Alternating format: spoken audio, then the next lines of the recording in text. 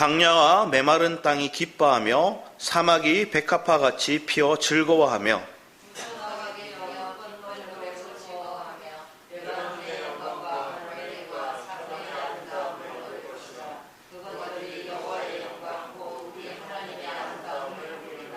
너희는 약한 손을 강하게 하며 떨리는 무릎을 굳게 하며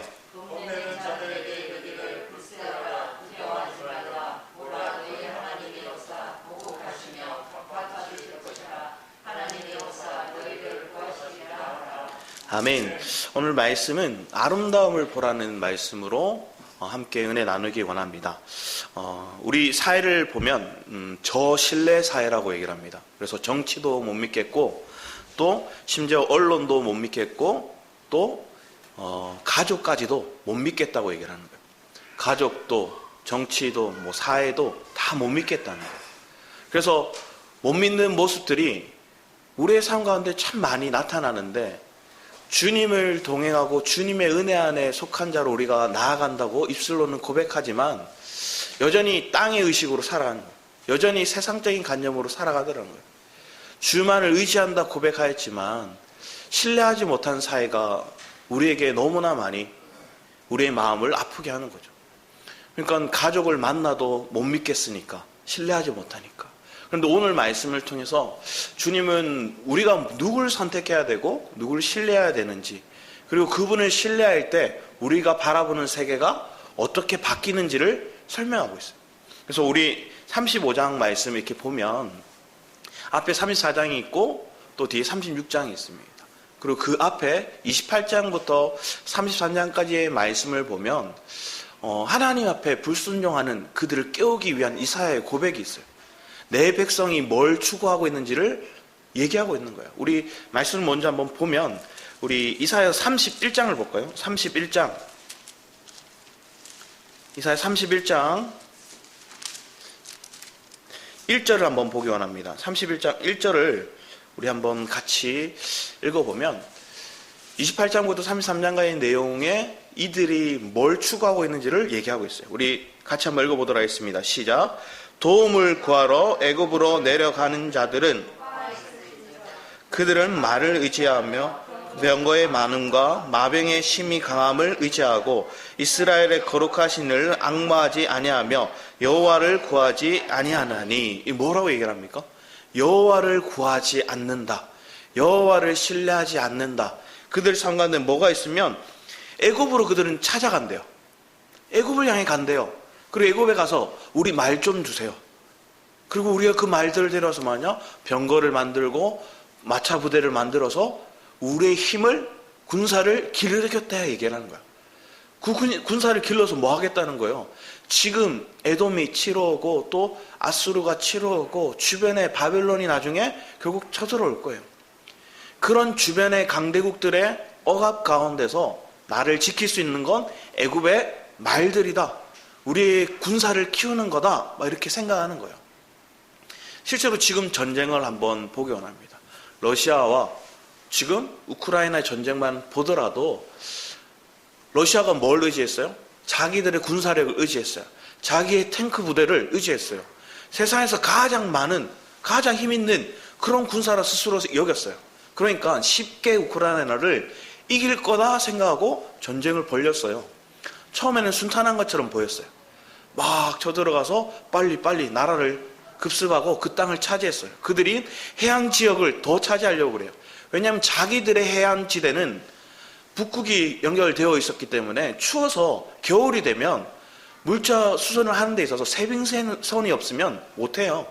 그러니까 우크라이나 지역에 있는 그 해안지대를 차지하면 그들이 바다를 차지할 수 있는 길이 빨리 열리니까 그 지역부터 섭렵하면서 빨리 차지했어요. 그런데 이 전쟁에 미국이 개입하고 때로는 또 유럽의 국가들이 개입하기 시작하고 그들을 돕기 시작하는 거예요. 그래서 그들에게 어떤 아이디어를 주냐면 특히나 미국이 많은 미사일을 준 게 아니라 하이마스라는 미사일과 어떻게 보면 전쟁의 시스템을, 네트워크 시스템을 그들에게 줬어요. 그 네트워크 시스템이 뭔가를 봤더니 인공위성으로 그 러시아 지역의 군 부대를 보는 거예요. 그들이 숲에 숨어도, 그들이 뭔가 형체를 감춰도 그 형체의 모습을 감지해서 이 인공위성에서 그 정보를 다 이렇게 러시아의 탱크다하고 이 육상 부대에다가 전송해 주는 거예요. 그러니까 이 전송한 데이터를 가지고 이들이 미사일을 그 지역에 인공위성이 좌표를 찍어진 곳으로 미사일을 쏴버리니까 놀라는 거예요. 러시아는 많은 부대가 그들 앞에 눈에 앞에 보이지도 않는 부대가 있는데 적군이 예전에는 냉전 시대에는 서로 맞서서 싸웠는데 이제는 보이지도 않아요. 보이지 않는 곳에 미사일이 날라와서 그 부대를 초토화시키는 거예요. 이것만 있는 게 아니라 AI 시스템들이 러시아의 통신 장비 시스템을 이렇게 보면서 그들의 음성을 분석하는 거예요. 그리고 그들이 대화를 분석해서 어느 지역에 가장 많은 고위 관료들이 있는지를 그 데이터를 또 가져오는 거예요. 그 AI가 분석해서 이 지점에, 그래서 러시아 본토를 쌓는 거예요. 그래서 러시아 본토의 AI가 분석해서 그들의 장관들, 그들의 어떤 고위 관료들이 많이 분포된 지역으로 미사일을 또 쏴버리는 거예요. 그러니까 러시아가 놀라는 거예요. 보이지 않게 네트워크 시스템을 통해서 이 정보들을, 인공위성을 통해서 정보들을 우크라이나가 받고 있는 거예요. 그러니까 직접적으로 군사가 참여한 게 아니라 지금 전쟁은 4차 산업시대 가운데 모자이크 전쟁이라고 얘기해요. 그래서 보이지 않고 뭔가 형체가 뚜렷하지 않는데도 이 정보력을 통해서 미국이 도우니까 우크라이나가 많은 무기를 가지지 않는데도 지금 맞서서 대응하고 싸우고 있는 거예요. 그런데 우리는 누굴 의지하냐는 거예요. 실제적인 보이지 않는 미국이 이렇게 강력한 군사력을 가지고 강력한 어떻게 보면 AI 시스템, 4차 산업을 가지고 바탕을 통해서 전쟁을 치르니까 우크라이나는 이걸 기반으로 맞서서 싸우면서 버티고 있는 거예요. 하나의 미국이라는 그 강대국이 이 편에 서니까 상황이 역전되기 시작하는 거예요. 뺏겼던 땅을 다시 회복하기 시작하는 거예요. 그런데 우리는 누구를 의지해야 될까요? 이 지금 당시에 이 남유다의 백성들은 애굽의 강성함을 의지했어요. 그래서 애굽을 신뢰하는 거예요. 지금으로 따지면 나보다 힘있고 나보다 돈 많고 나보다 능력 있고 나보다 지위가 높은 사람을 의지하는 거예요. 그들을 신뢰하는 거예요. 사람을 신뢰하는 모습이 오늘 먼저 이 장면에 나오는 거예요. 그리고 34장과 35장의 말씀은 뭘 얘기하느냐? 그 주님을 신뢰하지 않을 때의 결과를 34장이고 35장은 그 주님을 신뢰할 때 우리가 보는 세계인 거예요. 그 주님을 신뢰하니까 보는 시야가 뭐예요? 아름답게 바뀌더라는 거예요. 황폐하던 게, 메마르던 게, 없어 보이던 게 풍족함으로 바뀌더라는 거예요. 주님을 신뢰하라 얘기를 했어요. 그런데 상황의 현실에 딱 닥쳤어요. 현실에 오니까 뭐예요? 36장에 우리 말씀을 보기 원해요. 36장을 보면 이사야 36장 말씀을 이렇게 보면 6절에 7절 말씀을 보면 이렇게 적혀 있어요. 36장 6절 7절 말씀을 같이 한번 읽어볼까요? 보라, 내가 애굽을 믿는도다. 그것은 상 갈대 지팡이와 같은 것이라. 사람이 그것을 의지하여 손이 찔리리니 애굽 왕 바로는 그를 믿는 모든 자에게 이와 같으니라. 혹시 내가 내게 이르기를 우리는 우리 하나님 여호와를 신뢰하노라 하리라마는 그는 그의 산당과 제단을 히스기야가 제하여 버리고 유다와 예루살렘에 명령하기를 너희는 이 제단 앞에서만 예배하라 하던 그 신이 아니냐 하셨느니. 뭘 얘기하냐면 아수르에서 군대 장관 랍사게를 보냈어요. 랍사게가 군대를 이끌고 와서 얘기하는 거예요. 이스라엘에 얘기하는 거예요.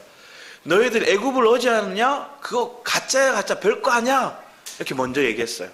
그리고 너희들 왕 히스기야가 여호와를 의지하라고 하더냐? 그것도 못 믿어. 하나님 의지하지 마. 여호와 의지하지 마. 저 봐, 북이스라엘. 우리가 그 북이스라엘 그들도 하나님 의지했어. 하지만 우리가 그들을 다 무찔렀어. 너희들이 의지하는 여호와 살아있다면 그 일이 마땅하냐? 이렇게 얘기하는 거예요. 너희들이 신뢰하는 하나님, 그들이 너희들 지켜줄 것 같느냐? 북이스라엘 봐. 너희들 왕을 봐. 너희들이 의지하는 그 신, 별거 아니야. 하나님을 조롱하면서 하나님이 신뢰하지 못하다고 이렇게 선포하는 거예요. 그러니까 그 얘기를 듣는 백성들의 마음은 어떨까요? 신하들의 마음은 어떨까요? 이때 히스기야 왕이 참 잘했어요. 아무 대꾸도 하지 마라. 맞상대하지 마라. 이렇게 얘기했어요. 그리고 그는 어떻게 하느냐? 하나님 앞에 나가서 기도하는 거예요. 이게 하나님을 신뢰하는 자의 모습이에요. 그랬더니 하나님 실제로 아수르와의 전쟁에 승리를 거두게 하시는 분이 하나님이시죠. 심지어 히스기야가 병들었음에도 그 병을 고치시고 그를 지켜주시는 분이 하나님이세요. 그런데 하나님의 중요한 경고가 뭐예요? 하나님을 절대적으로 신뢰하고 믿고 의지하라는 건데 이 남유다가 끝까지 의지했을까요? 그러하지 못했어요. 그러하지 못할 때 뭐가 올까요? 멸망이 오는 거예요. 어려움이 오는 거예요. 그래서 우리 34장에 그 망하는 모습이 뭔가를 우리가 보는 거예요. 34장 우리 먼저 보겠습니다. 1절 2절 말씀에 보면 이렇게 적혀있어요. 열국이여 너희는 나와 들을지어다. 민족들이여 귀를 기울일지어다. 땅과 땅에 충만한 것 세계와 세계에 나는 모든 것이여 들을지어다. 대저 여호와께서 열방을 향하여 진노하시며 그들의 망군을 향하여 분내사 그들을 진멸하시며 살육당하게 하셨은즉 온 열방아 들어라. 온 세계야, 온 피조 세계야 들어라. 여호와의 말씀을. 너희들 하나님의 말씀을 듣지 않을 때 뭐 하느냐? 멸망이, 멸절이, 진멸이, 살육을 당하게 된다. 그게 누구냐? 여기 나오는 사람은 에돔이란 나라예요. 에돔이란 나라가 그 멸절을 당하는 걸 얘기를 하는 거예요. 에돔은 우리가 잘 알듯이 누구의 자손이에요? 야곱의 아들이, 이삭의 아들이에요. 이삭의 아들로서 그의 동생은 야곱이고 그는 형이죠. 쌍둥이를 태어나서 형 에서가 가는 길에 그 에서의 가문에서 나오는 그 가문 족속이 누구냐? 에돔 족속이에요. 그 에돔 족속은 가나안 이 남동쪽에 있어요. 남동쪽에 있는데 그 밑에서 그들은 뭘 했느냐? 이스라엘 백성들이 출애굽해서 가나안으로 들어갈 때 또 광야를 헤맬 때 괴롭혔어요. 또 가나안에 들어가서도 그들은 괴롭혔어요. 그들은 조롱해요. 심지어 예수님 시대도 에돔 가문 가운데 있던 헤롯 왕이 에돔 족속에 속한 자잖아요. 그렇게 그들을 괴롭혔어요. 그런데 그들이 어떤 상황을 겪는가를 보면 이렇게 얘기를 해요. 먼저 이렇게 보면 5절 말씀에 여호와의 칼이 하늘에 족하게 마셨은즉 보라 이것이 에돔 위에 내리며 진멸하시기로 한 백성 위에 내려 그를 심판할 것이라. 여호와의 칼이 피 곧 어린 양과 염소의 피에 만족하고 기름 곧 순양의 콩팥 기름으로 윤택하니 이는 여호와를 위한 희생 보스라에 있고 큰 살육이 에돔 땅에 있음이라. 이 에돔의 수도가 보스라예요. 그 땅 가운데 하나님이 뭐예요? 피의 대가를 물으시는 거예요. 그리고 그곳 땅 가운데 희생이 있다는 거예요. 그런데 이 희생에 대한 메시지를 우리는 감사와 은혜로 받아들일 수 있는 이유가 있어요. 왜 그러냐? 우리는 그 피의 대가를 우리가 치르지 않아요. 우리의 죄의 결과물, 죄의 싹스를 우리가 치르지 않아요. 모든 희생 제물이 되신 분, 온 인류의 희생 제물이 되신 그 그리스도가 있기 때문에 우리는 이와 상관이 없다는 거예요. 34장을 보다 우리가 은혜를 누리는 이유는 하나님 이 진멸이 이 에돔에 임하는 것들이 실제는 우리 가운데 임해야 되는데 이 진멸과 이 피값과 이 희생을 사실은 예수 그리스도가 다 이루어주신 거예요.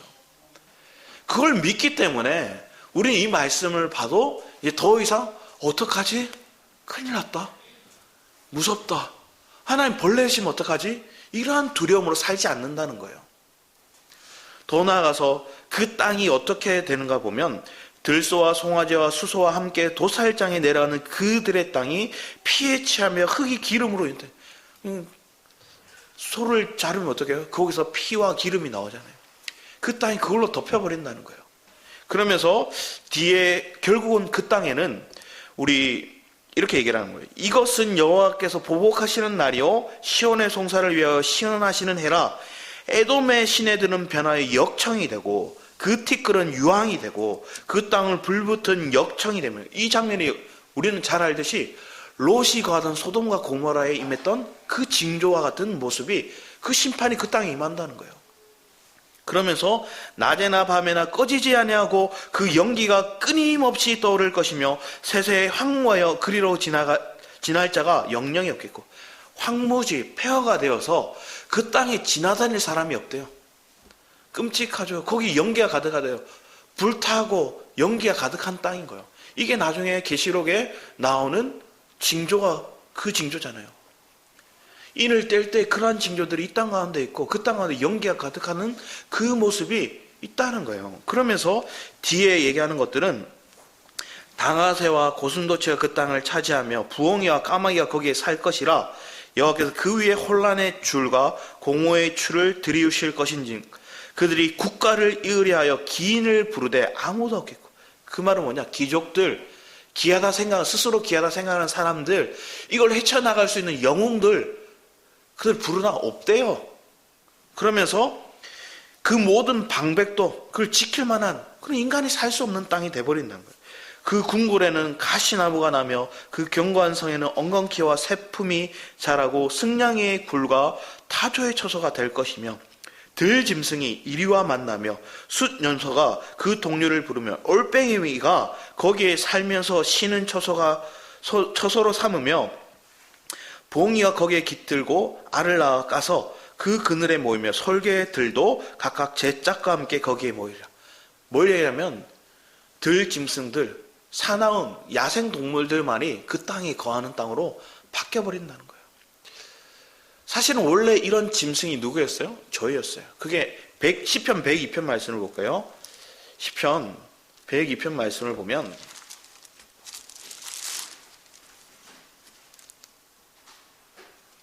6절 말씀을 볼까요? 6절, 7절 말씀에 보면 이렇게 적혀 있어요. 시편 102편 6절, 7절 말씀입니다. 같이 읽도록 하겠습니다. 나는 광야의 올빼미 같고 황폐한 곳에 부엉이같이 되었사오며 내가 밤을 새우니 지붕 위에 외로운 참새 같으니이다. 이 시편 저자가 얘기를 하는 거예요. 내가 야생동물같이 나 혼자 홀로 떨어져서 황무지에 황폐한 땅 가운데 거기 홀로 툭 떨어져 있는 모습 같은 거예요. 외롭고 춥고 두려운 마음들. 그런데 이때 102편 1절 말씀에 이렇게 얘기해요. 여호와여 내 기도를 들으시고 나의 부르짖음을 주께 상달하게 하소서. 나의 괴로운 날에 주의 얼굴을 내게서 숨기지 마소서. 주의 귀를 내게 기울이사 내게 부르짖는 날에 속히 내게 응답하소서. 내 날이 연기같이 소멸하여 내 뼈가 쑥같이 탔음이니이다. 내가 음식 먹기도 잊었으므로 내 마음이 풀같이 시들고 말라버렸사오며 나의 탄식 소리도 말미암아 나의 살이 뼈에 붙었나이다. 굶주리며 힘겹게 살아 음식을 언제 먹었는지도 기억하지 못하고 내 살가죽이 뼈에 붙을 정도로 고통스러운 날들. 그러면 그 외롭고 힘든 어려운 가운데 하나님을 의지하면서 하나님 천부여 하고 주를 찾고 부르짖는다는 거예요. 그러면 그 주님을 의지할 때 그분이 우리에 다가오셔서 우리 새롭게 하시는 거예요. 우리 여호수아 말씀 한번 보게 합니다. 여호수아 5장입니다. 여호수아 5장 말씀을 보면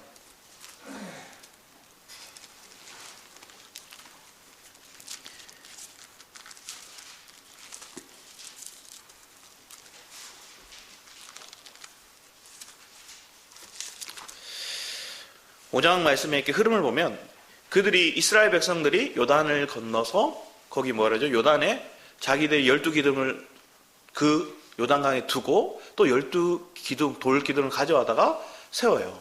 그리고 그곳에서 하나님 앞에 뭘 하느냐? 제단을 쌓고 하나님 앞에 예배를 드려요. 그러고 난 하나님 뭘 하게 만드냐? 할례를 행하게 만들어요. 할례는 우리가 알잖아요. 우리 옛사람을 던져버리고 새 사람으로. 그래서 오늘날에는 뭘 하라고 얘기해요? 마음의 할례를 하라고 그러죠. 그 마음의 할례의 근본적인 의미는 뭐냐? 더 이상 네가 의지하던 거, 너 자신을 의지하지 말고 주님을 의지해. 출애굽기 말씀 가운데 3장에 보면 하나님께서 모세를 부르실 때 그 땅 가운데 하나님께 호렙산에서 부르셔요. 그리고 그때 뭐라고 얘기하세요? 네 신을 벗어라. 내가 의지하던 거, 내가 신뢰하던 거, 내가 살아왔던 경험들, 내가 살아왔던 노하우들, 내가 경험했던 모든 것들 다 버리고 하나님의 걸어간 땅으로 들어가는 거예요. 들어가서 보니 떨기나무, 그 떨기나무가 누구예요? 우리예요. 아무 쓸모없는 거. 그 쓸모없고 가치 없어 보이는 그 떨기나무에 불이 임했어요. 근데 그 불 가운데서 누가 나오느냐? 여호와의 사자가 나와요. 그 불 가운데 여호와의 사자가 나와서 그 얘기를 하는 거예요.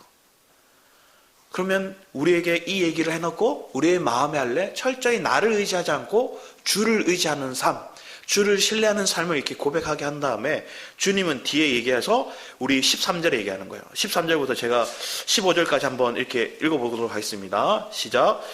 여호수아가 여리고에 가까이 이르렀을 때 눈을 들어본즉 한 사람이 칼을 빼어 손에 들고 마주 서 있는지라. 여호수아가 나아가서 그에게 묻되 너는 우리를 위하느냐 우리의 적들을 위하느냐 하니 그가 이르되 아니라 나는 여호와의 군대 대장으로 지금 왔느니라 하는지라.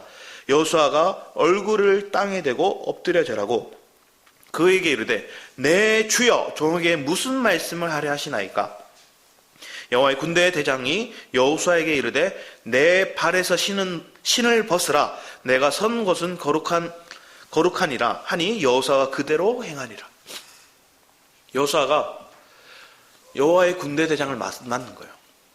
그러면서 여호와의 군대 대장은 누구를 의지하냐면 출애굽기 12장의 말씀에 보면 출애굽기 12장 17절 말씀에 주님이 이스라엘의 군대 대장이 되시겠다 얘기를 해요. 그럼 이 군대 대장은 누구냐? 우리의 군대 대장이라는 거예요. 그러니까 오늘날 와서도 내가 마음의 할례를 하고 철저히 주님을 신뢰하면 그분이 우리의 군대 대장이 되신다는 거예요. 그러면 여호수아는 처음에 몰라서 뭐하는 칼을 든 그 군대 대장이 나오니까 네 편이야? 누구 편이야? 내 편이야? 저 편이야? 이렇게 물었어요.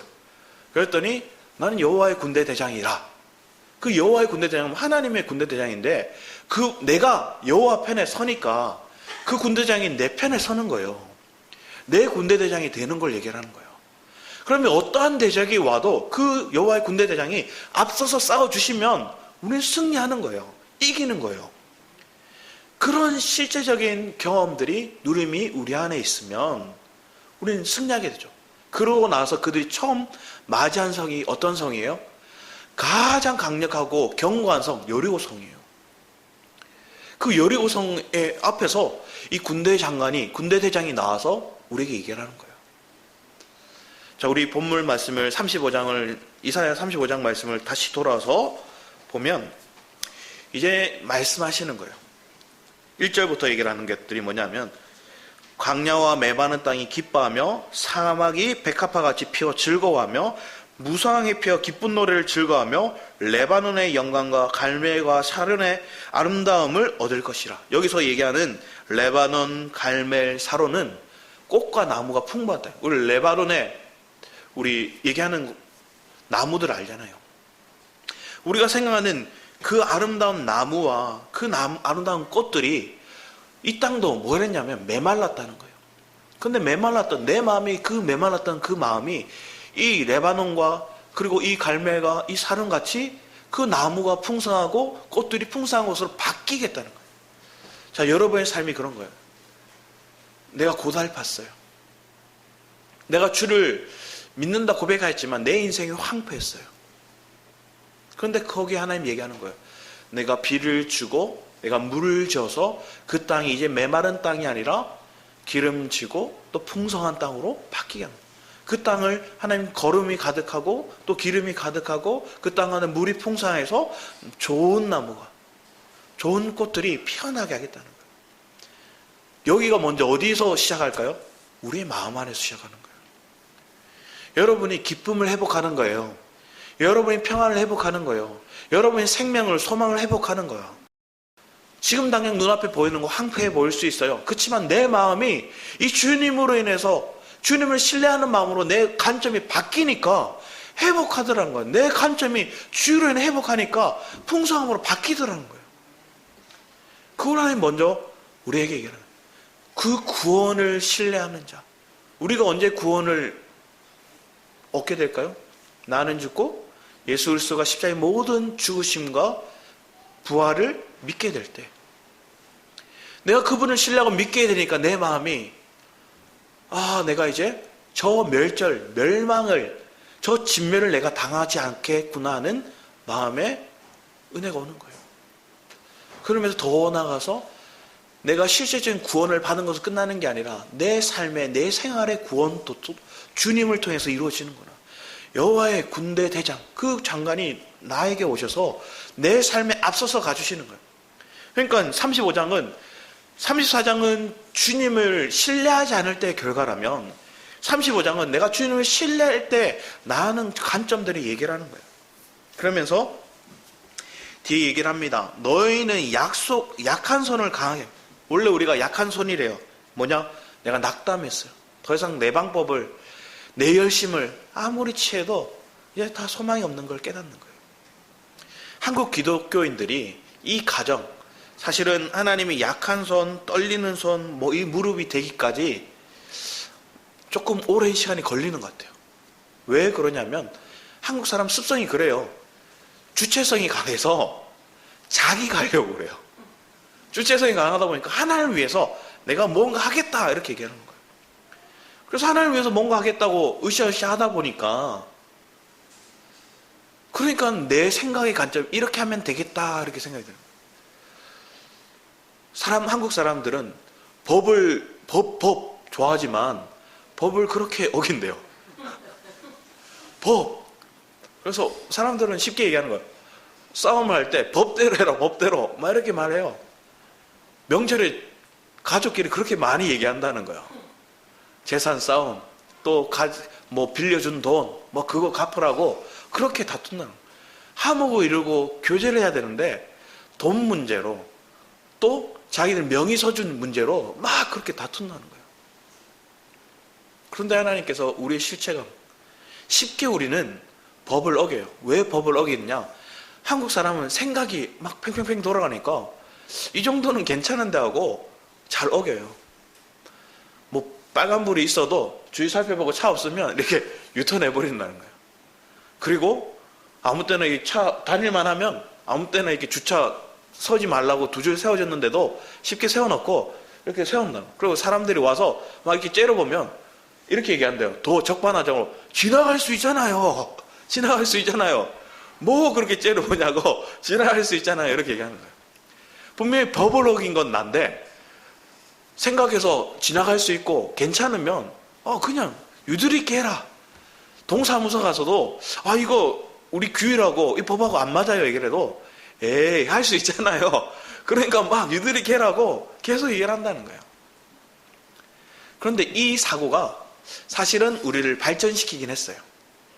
이 사고가 우리를 더 많은 걸 경험하고 누리게 하긴 했어요. 그래서 신제품들을 외국에서 다른 나라에서 더 많이 새로운 걸 개발하지만 그 개발한 핸드폰, 그 개발한 태블릿 아니면 여러 가지 IT 기기들 아니면 심지어 자동차까지도 전기 자동차 제일 잘 사용하는 나라가 우리나라래요.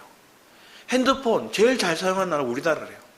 왜 그런가 봤더니 우리나라는 설명서만 안 본대요. 설명서대로 또 안 한대요. 설명서 보지도 잘 안 하고 설명서 봐도 이대로 안 하고 새로운 걸 막 시도해보는 거예요. 그러니까 그 개발한 기업에서는 80% 90% 이 정도까지 쓰도록 했는데 그걸 뛰어넘어서 120% 150% 하려는 게 우리인 거예요. 그런데 우리가 그런 기계만 그렇게 사용하는 게 아니라 우리의 몸도 우리의 마음도 그렇게 사용하는 거예요. 그러니까 지쳐요. 그러다 보니까 번아웃이 오는 거예요. 그런데 이걸 교회 안에서 그렇게 하는 거예요. 그런데 하나님께 그걸 보시고 내 자녀니까 지켜는 보세요. 그리고 내가 뭘 할 때까지 천부여 하나님 저 부흥입니다. 하나님 저 승량입니다. 하나님 혼자서 외롭게 이렇게 살고 있었습니다. 그때까지 두시는 거예요. 그게 모세였잖아요. 모세가 광야에서 혼자 떠돌이같이 혼자 외롭게 그렇게 열심히 살았는데 내 백성을 위해서 내가 그들을 건지겠다 그런 열정을 다했는데 내 손에 쥔 게 없어요. 내가 가지고 돌보고 있는 양떼도 내게 아니에요. 자기 장인인 이드로 거예요. 자기는 그냥 떠돌인 거예요. 근데 그때 하나님께서 그 마음을 아주 부르신 거예요. 하나님이 그때 우리를 부르신 거예요. 여러분 주변도 그런 거예요. 하나님 내 나이가 몇인데 모세가 그러잖아요. 하나님 지금 내가 가진 게 없는데 지금 내게 있는 게 없어요. 근데 하나님 그때 우리를 부르신 거예요. 네가 너 스스로 적합하지 않다. 이제는 하나님 쓰시지 못한다. 그 생각하는 그 관점이 내가 가장 쓰기 좋은 때다. 하나님 얘기하는 거예요. 그게 은혜죠. 그러면서 우리를 부르신 거예요. 내가 전적으로 하나님을 신뢰할 수 있는 그때가 하나님 쓰기 가장 좋은 때인 거예요. 그때를 하나님 우리 부르셨어요. 그걸 믿으시면 우리가 다시 소망이 일어나는 거예요. 다시 기쁨이 일어나는 거예요. 다시 평강을 다시 회복하는 거예요. 지난날의 가오들에 대한 죄책감을 이제 떨쳐버리는 거예요. 아, 하나님께서 나를 다루셨구나. 하나님 나를 연단하셨구나. 그 마음이 막 오니까 하나님 감사합니다. 하나님 은혜로 막 고백하는 거예요. 그리고 다시 일어서는 거예요. 다시 주를 향해 나아가는 거예요. 그러면서 우리 뒤에 이 말씀 보면 내 약한 손, 뭐예요? 낙담한 손이에요. 내 떨리는 무릎, 바들바들바들 떠는 거예요. 우리 몸에 칼슘이 빠져서 그럴 수도 있겠지만 내가 작은 문제를, 작은 걸 들여놔도 내 힘으로 할 수 없다는 고백이 있으니까 바들바들 떠는 거예요. 그런데 그런 무릎을 굳게 하시겠다. 내가 단단하게, 내가 너를 굳게 할게. 겁내는 자에게 이제는 내가 불안해하는 거예요. 하나님, 내가 할 수 없잖아요. 사람과의 관계도 그런 거예요. 지난달에는 뭐예요? 아, 저 사람 내가 바꿀 수 있어. 저 사람 내 마음을 고칠 수 있어. 막 이렇게 했던 게, 한 사람이 내게 조금만 상담해도 하나님 앞에 얘기하는, 내가 저 사람 바꿀 수 없다는 거. 그때 주님은 굳세어라 얘기하는 거예요. 두려워하지 말라. 보라, 너희 하나님이 오사 얘기하는 거예요. 여기서 은혜가 뭐냐면 이제 그 여호와 하나님이 네 가운데 올게, 온다는 거예요. 내 이름을 아시고 나를 쓰시겠다는 그 주님, 그 주님이 이제 나에게 온다는 거예요. 앞에서 얘기했듯이 이스라엘 백성이 누가 왔어요? 군대 대장이 오셨어요. 군대 대장이 왔어요. 자, 가나안 땅 전복하는데 두려워하지 마. 저 큰 성읍, 저 여리고서 내가 이겨줄게. 실제로 그들은 어땠습니까? 여호와를 의지하면 이겨요. 그들은 침묵하고 걷기만 해요. 막 빙 돌아요. 13바퀴 돌았잖아요. 하루에 한 바퀴, 마지막에 7바퀴 돌고, 여자 주님이 얘기하는 거, 외쳐라! 와! 했더니 우르르 무너져요. 이렇게 말도 안 되는 상황이 이루어져요. 그런데 그 뒤에 아이성 어떻게 했어요? 아이성의 전쟁은, 아, 우리 3,000명의 군사가 있어. 저 별거 아니잖아. 줘요. 하나님을 의지하는 것과 하나님을 신뢰하지 않은 장면들이 극명하게 드러나는 거예요. 우리가 그래요. 작은 문제에 우리는 내가 할 수 있다 생각하는 거예요. 내가 이만큼 훈련했고 이만큼 자라왔고 하니까 우리는 내 경험을 바탕으로, 내가 경험했던 것을 바탕으로 나가는 거예요. 그럼 무너져요, 쉽게. 철저히 하나님 신뢰하라는 거예요. 그런데 36장에 와서 앞에 얘기했듯이 실제적인 그 아수르의 군대가 와서 조롱하는 거예요. 너 여호와 신뢰한다고? 신뢰할 만한 게 못 돼. 너희 뭐 애굽 의지한다고? 그 신뢰한다고? 신뢰할 만한 것 같아. 사람도 의지하지 말고 하나님도 의지하지 마. 그러면 그들은 조롱하는 거야. 항복해, 항복해. 너희들 져. 그때 하나님 뭘 얘기했어요? 하나님 무시하라는 거야. 그래서 너희 침묵하라는 거예요. 우리의 삶 가운데 하나님을 의지하고 그 하나님을 붙들고 나아가는 삶이 얼마나 복된가. 그러면 뒤에 말씀에 얘기하는 거예요. 또 하나님이 오사 너희를 구하시리라. 하나님이 오셔서 직접 우리를 치료하시고 회복하시겠다는 거예요. 하나님은 우리에게 치유의 강선을 내게서 7날의 빛이 우리에게 비추사 우리의 상처를 싸매시고 그걸 회복하는 게 이사야 30장에도 얘기하셨어요. 그런데 이사야의 삶을 보세요. 이사야의 삶을 보면 참 안 됐어요. 이 얘기를 하고 있는 이사야가 아내도 죽어요. 자기는 똥을 굽어다가 떡 삼치 먹고 있어요. 그리고 그는 막 헐벗어서 멍에를 쥐고 막 돌아다녀요. 꼴이 말이 아니에요. 하나님의 선지자인데 말이 아니에요. 심지어 그의 죽으면 어떻게 해요? 히스기야의 아들 므낫세가 그를 죽여요. 그를 어떻게 죽이냐면 그를 톱으로 아래서 밑으로 잘라서 죽여요. 끔찍하게 죽어요. 그렇게 순교당하는 게 이사야예요. 그런데 이사야는 뭐예요? 환희에 차서 소망 가운데 기쁨으로 여호와 하나님을 신뢰하라. 너희들 그 여호와 하나님이 구원을 임한다. 그 여호와를 의지하지 않으면 너희들에게 진멸이, 멸망이, 심판이 있다. 이 얘기를 하는 거예요. 근데 그 정작 삶을 보면 그가 심판받은 것 같아요. 근데 하나님은 그는 이 내 백성을 향한 계속 간절한 부르짖음이 있어요. 그런데 부르짖어도 안 깨달아요. 부르짖어도 안 돌이켜요. 그런데 그 마음이 어떻게 보면 실망할 수 있고 그만하고 싶은 마음이 들 수도 있잖아요. 근데 그 마음에 먼저 이사야의 마음을 하나님 회복시켜 주시고 그 마음이 그가 보는 세계가 아름답게 하시는 거예요. 메말랐던 게 황폐하던 게 아름다워지는 것, 그걸 보게 하시는 거예요. 그 세계를 보니까 그는 그 길을 변함없이 끝까지 갈 수 있다는 거예요. 여러분 이제 가족을 만날 거예요. 만나면 그들이 나보다 더 잘 살고 그들이 나보다 더 배운 게 많고 그들의 말이 더 조리 있게 얘기할 수 있어요. 그리고 우리에게 제시하는 거예요. 너희들 교회 생명사에 간다며, 너 예수 믿고 복 받는다며, 뭐 바뀌었어? 근데 우리는 그 말을 대꾸할 수도 없는 그런 신세인 거예요. 뭐 바뀌었냐고 얘기하는 거예요. 근데 우리는 얘기할 수 있는, 내 입술로 그들을 맞서서 얘기할 수 없는 거예요. 지금 36장에 얘기하는 랍사기가 막 이렇게 얘기하듯이 내 친척이 내 가족이 그렇게 얘기하는 거예요. 뭐 바뀌었냐고, 뭐 여호와가 지켜주냐고, 가짜야, 신뢰하지 마, 이렇게 얘기하는 거예요. 그때 우리는 얘기하는 거예요. 그들의 막성들은 침묵하는 거예요. 하지만 우리는 뭘 할 수 있어요? 내가 만난 주님을 그들에게 흘러내는 거예요. 너희들이 이해하지 못하지만 나는 품을 수 있고, 너희들은 지금 막 돈을 자랑하지만 나는 그걸 자랑하지 못하지만 내 삶을 지금 하나님께서 먹이고 살리시고 보호하고 망하고 끝날 것 같았는데 하나님께서 지켜주셨고, 그리고 그들에게 얘기를 하는 거예요. 너 평강해? 너 나보다 잘 살고 나보다 뭐 지위 좋고 좋은 직장 가지고 뭐 얘기한다지만 나보다 평안해? 나보다 기뻐? 내 안에 이 기쁨이 있어. 내 안에 이 소망이 있어. 나는 죽음에 대한 두려움이 없어. 왜냐?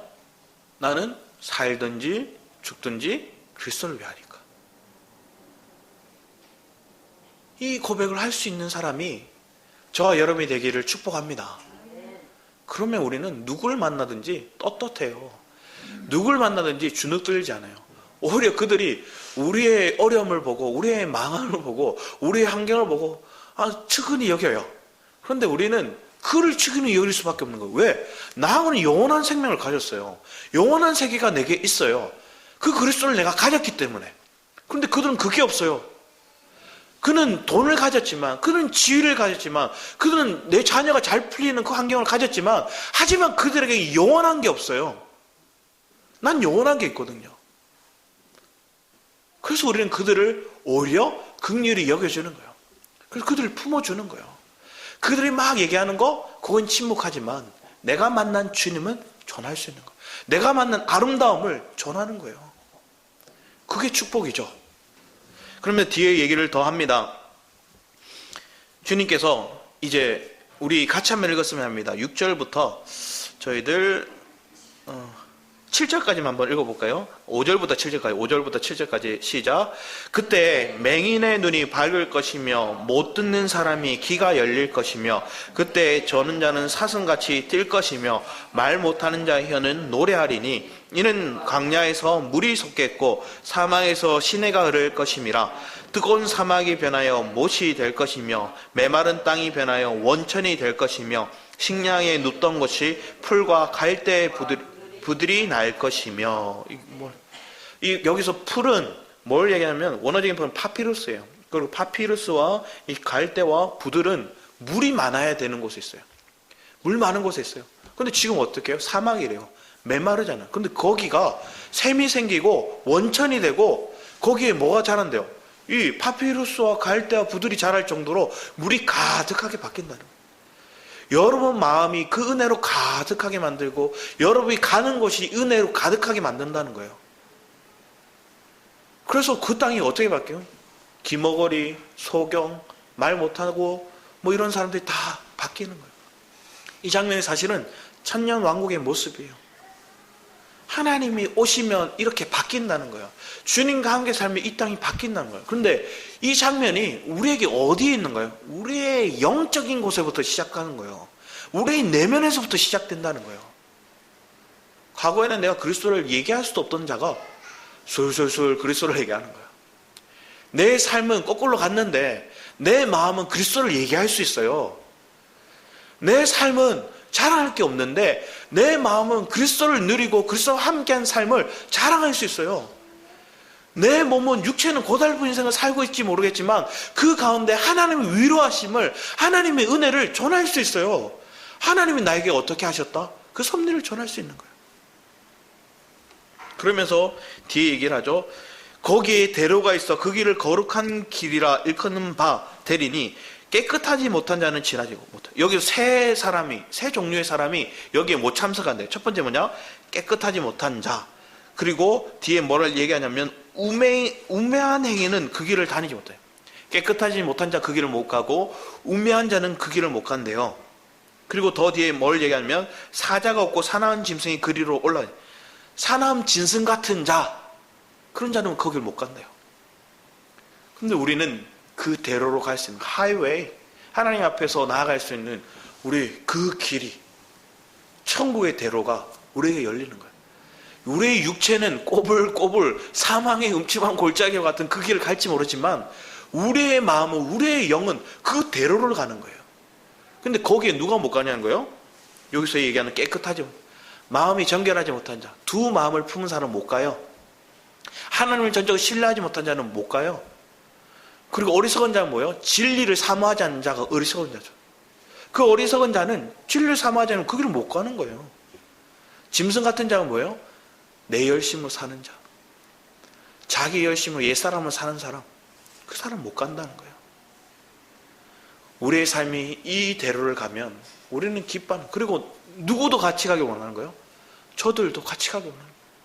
저들과 함께 가기 원하는 거예요. 그래서 내가 기꺼이 그들을 위해서 섬기는 거예요. 그래서 우리가 필요한 건 뭐냐면, 우리 누가복음 22장 말씀 볼까요? 누가복음 22장 32절 말씀을 볼까요?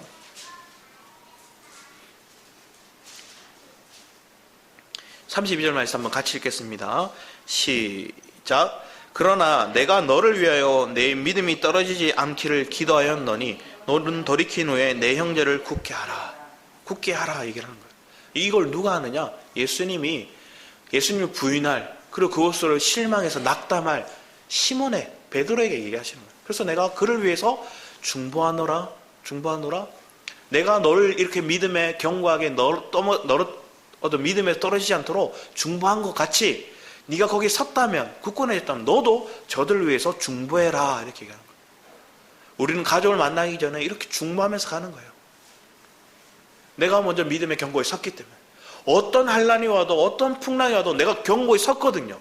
내 뿌리를 견고히 내렸거든요. 그런데 뿌리는 견고히 내렸지만 내 살림은 아직 풍족하지 못해요. 열매 맺힌 게 안 보이거든요.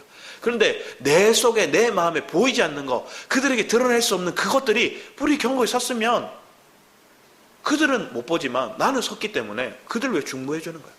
더 나아가서 우리 로마서 15장 1절 말씀 볼까요? 로마서 15장 1절.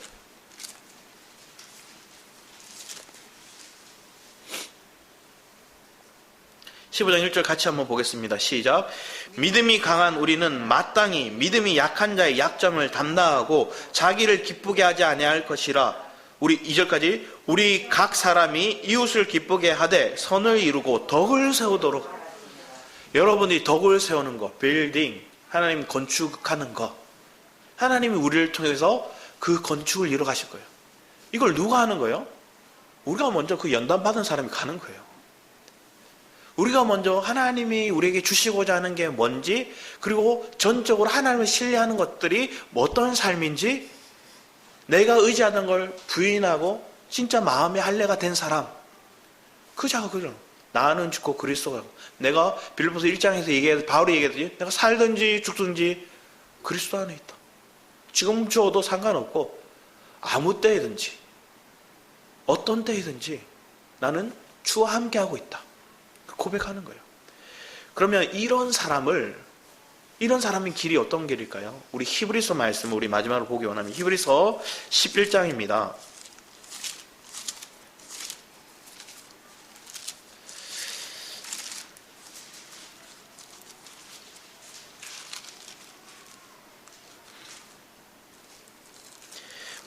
히브리서 11장 먼저 말씀 보면 우리 믿음 조상들을 쭉 얘기를 하고 난 다음에 쭉 얘기하다가 어디를 볼까요? 36절부터 볼까요? 36절부터 저희들 38절까지 한번 같이 읽어보겠습니다. 36절부터 우리 40절까지 읽어보겠습니다. 시작. 또 어떤 이들은 조롱과 채찍뿐 아니라 결박과 옥에 갇히는 시련도 받았으며 돌려치는 것과 톱으로 켜는 것과 시험과 칼로 죽임을 당하사 양과 염소의 가죽을 입고 유리하여 궁핍과 환난과 학대를 받았으니 이런 사람은 세상이 감당하지 못하느니라. 그들이 강야와 산과 동굴과 토굴에 유리하였느니라. 이 사람들은 다 믿음으로 말미암아 증거를 받았으나 약속된 것을 받지 못하였으니 이는 하나님이 우리를 위하여 더 좋은 것을 예비하였은즉 우리가 아니면 그들로 온전함을 이루지 못하게 하려 하심이라. 여기서 톱을 켜는 거 그 사람이 누구였어? 이사였어요. 이 땅에서는 뭔가 화려한 거 얻지 못한 것 같아요. 그런데 주님 뭐예요? 그들에게 더 좋은 것을 예비하셨대요. 더 좋은 거. 여러분 삶 가운데 하나님 더 좋은 거 예비하셨대요. 더 좋은 걸 예비하니까 순교하더라도 매를 맞더라도 굶더라도 조롱을 당하더라도 짓밟히더라도 더 좋은 걸 보는 게, 더 아름다운 걸 보는 게 우리의 시야인 거예요. 그게 축복이죠. 그러니까 그 세계를 놓치지 않고 가려면 어떻게 해야 되는가를 뒤에 얘기를 하는 거예요. 12장 1, 2절 말씀을 보면 이렇게 해요. 이러므로 우리에게 구름같이 둘러싼 허다한 증인들이 있으니 모든 무거운 것과 얽매이기 쉬운 죄를 벗어버리고 인내로서 우리 앞에 당한 경주를 하며 믿음의 주여 또 온전케 하시는 이 예수를 바라보자. 그는 그 앞에 있는 기쁨을 위하여 십자가를 참으사 부끄러움을 개의치 아니하시더니 하나님의 보좌 우편에 앉으셨느니라. 믿음의 죄 온전케 하신 그 주를 보며 그 보좌 앉으신 그 주님이 보는 거예요. 거기 그 보좌에 앉은 나를 보는 거예요. 그 아름다운 세계를 보니까 내 입술에 이제 뭐가 나와요? 감사와 찬양이 나오는 거예요. 내 환경 속에, 내 보이는 세계 속에는 여전히 찬양할 만한 게 없어요. 감사할 만한 게 없을 수 있어요. 하지만 영원한 세계, 그 주님의 세계는 그걸 봤더니 믿음의 주, 그 주님만을 의지하면서 그 그리스도를 부르짖고 나아갔더니 내게는 뭐가 있어요? 내게는 찬양이 있어요. 내게는 감사가 있는 거예요. 그래서 그 연단받은 모습 가운데 있는 우리는 12절 말씀에 이렇게 얘기해요. 11, 12절 말씀 우리 한번 읽어보겠습니다. 시작. 무릇 징계가 당시에는 즐거워 보이지 않고 슬퍼 보이나 후에 그로 말미암아 연단받은 자들은 의와 평강의 열매를 맺느니라. 그러므로 피곤한 손과 연약한 무릎을 일으켜 세우고. 우리가 본문 말씀 우리 이사야 35장 말씀에 우리의 약한 손, 떨리는 무릎, 겁내는 자들, 그런 우리를 하나님 다시 이렇게 세운다는 거예요. 왜? 연단을 통해서 우리가 어떤 열매를 얻을 것인지 봤거든요. 그걸 보니까 우리는 그 길을 가는 거예요. 그러면서 기쁨과 찬양으로 나아가는 거예요. 그러면서 밑에 35장 말씀에 보면 거기에 사자가 없고 사나운 짐승이 그리로 올라가지 아니하므로 그것을 만나지 못하였고 오직 구속함을 받은 자만 그리로 행할 것이며 여호와의 속량함을 받은 자들이 돌아오되 노래하며 시온에 이르기를 그들의 머리 위에 영영한 희락을 띠고 기쁨과 즐거움을 얻으니 슬픔과 탄식이 사라지리로다. 할렐루야.